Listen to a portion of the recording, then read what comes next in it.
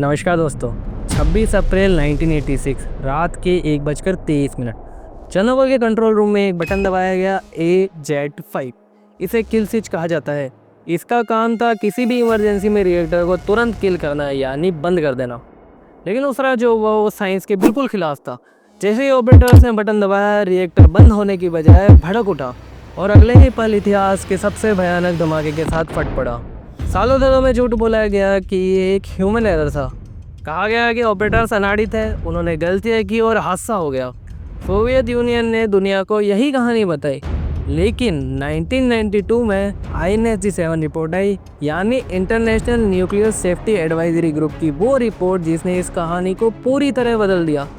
Report ने माना कि ऑपरेटर्स ने जानबूझकर कोई नियम नहीं तोड़ा था। असल में वो जिस सिस्टम पर भरोसा कर रहे थे उस सिस्टम ने ही उन्हें धोखा दिया था। सच तो ये है कि उस रात चेरनोबिल के ऑपरेटर रिएक्टर चला ही नहीं रहे थे, वो एक जाल में फंस चुके थे। एक ऐसा जाल जो रिएक्टर के डिज़ाइन में 10 साल पहले ही बिछा दिया गया था। आज हम यही समझेंगे कि चेरनोबिल सिर्फ एक एक्सीडेंट नहीं था, बल्कि एक बहुत बड़ा सिस्टम फेलियर था। 1970 के दशक में सोवियत यूनियन को बिजली चाहिए थी, बहुत सारी और सस्ती। इसलिए उन्होंने RBM के 1000 रिएक्टर चुना।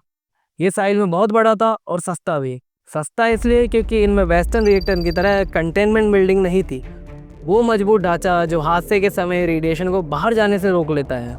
पैसा बचाने के लिए उन्होंने सेफ्टी को ही दांव पर लगा दिया। इस रिएक्टर में एक बहुत बड़ी कमी थी, पॉजिटिव वॉइड कोएफिशिएंट। इसका सीधा मतलब है अनस्टेबिलिटी। यहाँ जितनी ज़्यादा भाप बनती, रिएक्टर की पावर उतनी ही बढ़ जाती और जितनी पावर बढ़ती उतनी और भाप बनती। ये एक खतरनाक चेन रिएक्शन था जिसके बारे में ऑपरेटर्स को कभी बताया ही नहीं गया। हैरानी की बात यह है कि ये वैज्ञानिकों को पहले से पता था। 1975 में और 1982 में दूसरे प्लांट्स में भी ऐसे ही मेल्टडाउन होते होते बचे थे, लेकिन सरकार ने सब कुछ टॉप सीक्रेट कहकर दबा दिया। चेरनोबिल के ऑपरेटर्स को कभी पता ही नहीं चला कि वो एक ऐसी मशीन चला रहे हैं जिसमें मैन्युफैक्चरिंग डिफेक्ट है। जरा सोचिए, अगर उन ऑपरेटर्स को पता होता कि कम पावर पर यह रिएक्टर बम की तरह बिहेव करता है तो क्या उस रात वो टेस्ट करते? कभी भी नहीं करते। लेकिन सिस्टम ने सच छुपाया, इसलिए बाद में रिपोर्ट ने कहा कि असली गुनहगार कोई इंसान नहीं बल्कि वहाँ का सेफ्टी कल्चर था। सेफ्टी कल्चर यानी वहाँ की सोच, जहाँ काम पूरा करना सुरक्षा से बहुत ज़्यादा जरूरी है। अब आते हैं उस रात पर 26 अप्रैल 1986। रिएक्टर 4 पर एक टेस्ट होना था, लेकिन देरी की वजह से रिएक्टर बहुत देर तक लो पावर पर चलता रहा। इससे उसके अंदर जियोन नाम की गैस जमा होने लगी। जियोन न्यूक्लियर रिएक्शन को खा जाती है, जिससे रिएक्टर दम तोड़ने लगा। पावर गिरने लगी तो उसे जबरदस्ती उठाने के लिए ऑपरेटर्स ने कंट्रोल रोड्स को पूरी तरह बाहर खींच लिया। यहीं पर RBM के रिएक्टर का सबसे खौफनाक राज छुपा था। रिएक्टर को रोकने वाली रोड्स का डिज़ाइन ही गलत था। रॉड का मेन हिस्सा तो बोरोन का था जो रिएक्शन रोकता है, लेकिन रॉड की टिप पर 4.5 मीटर लंबा ग्रेफाइट लगा था और ग्रेफाइट रिएक्शन को रोकता नहीं बल्कि और तेज कर देता है। इंजीनियर्स ने इसे रॉड की मूवमेंट स्मूथ करने के लिए लगाया था, लेकिन यही डिजाइन एक ट्रिगर बन गया। 1:23:40 ऑपरेटर्स ने AZ5 बटन दबाया। मकसद था रिएक्टर बंद करना, लेकिन जैसे ही रॉड नीचे आने लगी, सबसे पहले कोर में क्या पहुंचा? ग्रेफाइट की वही टिप।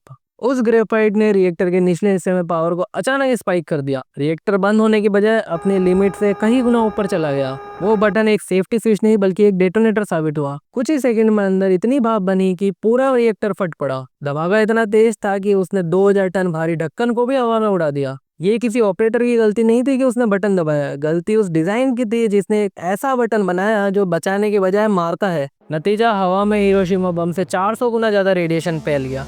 फिर बुलाए गए लिक्विडेटर, यानी वो लाखों सैनिक, फायर फाइटर और मजदूर जिन्हें मलबा साफ करने बुलाया गया था। उन्हें पता था ये काम जानलेवा है, फिर भी वो आए क्योंकि किसी को तो आना ही था। हजारों ने उस सफाई में अपनी जान गंवा दी।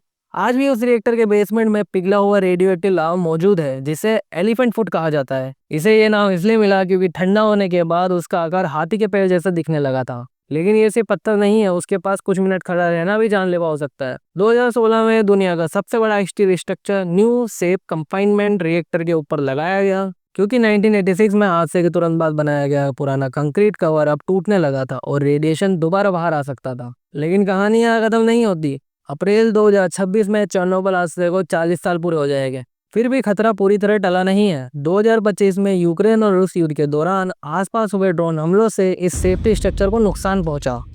और एक बार फिर सवाल खड़ा हो गया, हम सच में कितने सुरक्षित हैं? चेरनोबिल हमें एक बहुत बड़ी सीख देता है। ट्रांसपेरेंसी सिर्फ ईमानदारी की बात नहीं है, ये सेफ्टी की जरूरत है। जब किसी सिस्टम में बुरी खबर ऊपर तक पहुंच ही नहीं पाती तब खतरा बढ़ता जाता है। असली सवाल यह है, क्या हमारे सिस्टम में इतनी जगह है कि हम गलत को गलत कह सके? आपको क्या लगता है कि आज के दौर में चेरनोबिल जैसा हादसा फिर हो सकता है? अपनी राय कमेंट में जरूर बताएं। मिलता है अगले वीडियो में, तब तक के लिए धन्यवाद।